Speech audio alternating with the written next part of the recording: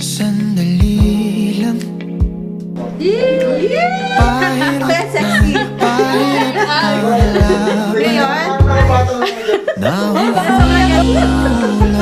Fresh na fresh.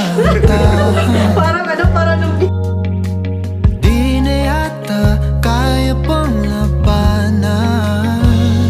At kahit na ano mang pilit, pigilan aking damdamin.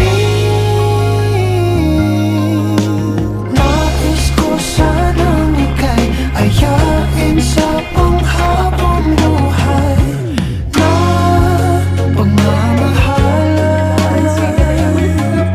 Sa bawat araw na magdaan, pipiliin, ibigin kasi kung hahayaan mo ko na ayain ka.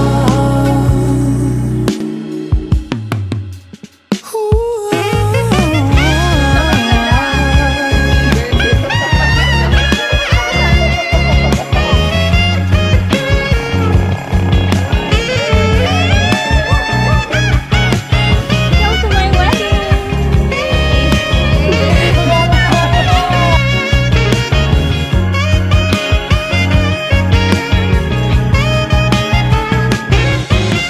Nais ko sanang ika'y ayain sa panghabang buhay na pagmamahalan. Sa bawat araw na magdaan, pipiliin, ibigin kasi kung hahayaan mo ko na ayain. Nais ko sanang ika'y ayain sa panghabang buhay na pagmamahalan.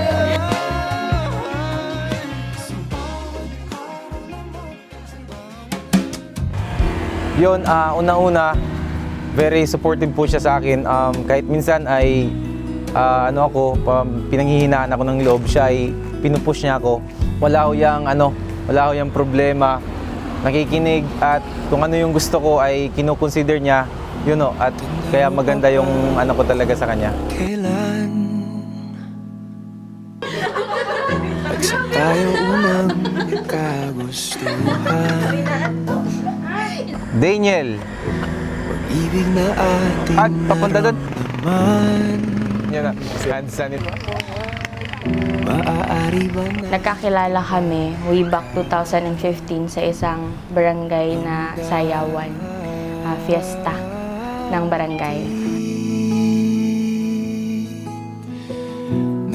naaalala mo pa ba? Siguro po, nung mga unang naging boyfriend, actually hindi ko siya considered as boyfriend.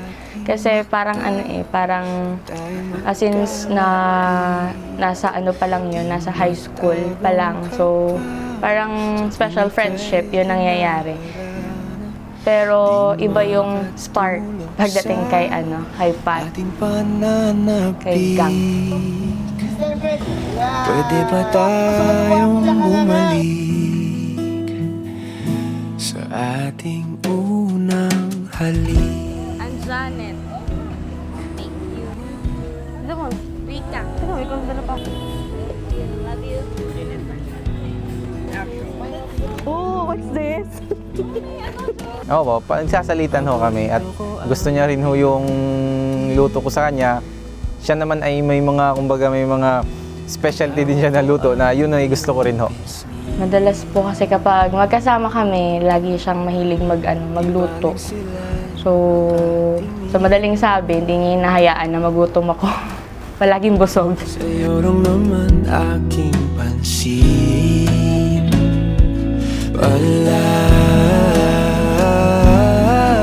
palagi. Naaalala mo pa ba ang ating unang pagkikita? Kislap sa ating mata tuwing tayo magkalapit. Di matagong ka pa sa tuwing ika'y inaarana. Di makatulog sa ating pananapik. Pwede ba tayong bumalik sa ating unang halik?